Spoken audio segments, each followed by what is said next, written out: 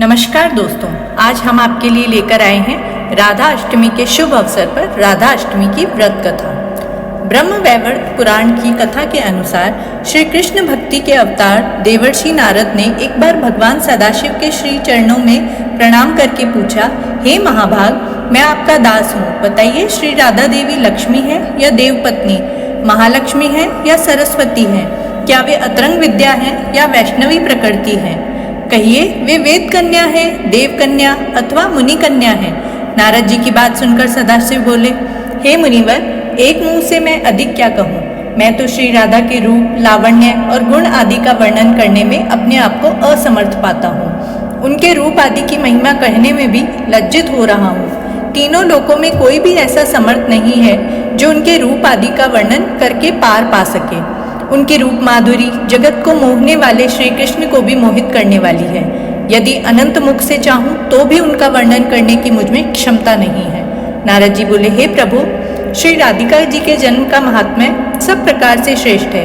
हे भक्त वत्सल, उसको मैं सुनना चाहता हूँ। हे महाभाग, सब व्रतों में श्रेष्ठ व्रत श्री राधाष्टमी के विषय में मुझको कुछ सुनाइए।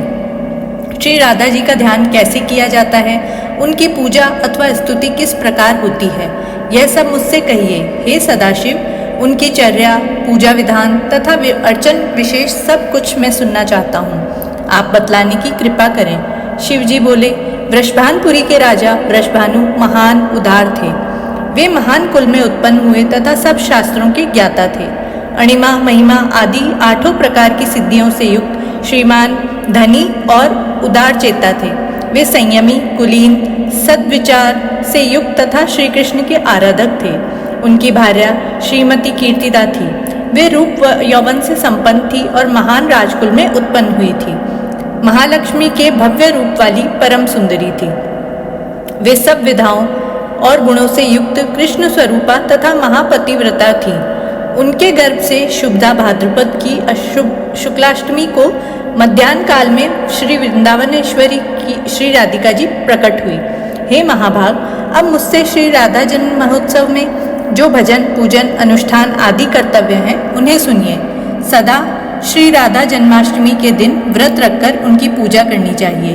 श्री राधा कृष्ण के मंदिर में ध्वजा, पुष्पमाल्य, वस्त्र, पताका, तोरण आदि नाना प्रकार के मंगल द्रव्यों से यथाविधि पूजा करनी चाहिए। स्तुति पूर्वक सुवासित गंध, पुष्प, धूप आदि से सुगंधित करके उस मंदिर के बीच में 5 रंग के चूर्ण से मंडप बनाकर उसके भीतर षोडश दल के आकार का कमल यंत्र बनाए।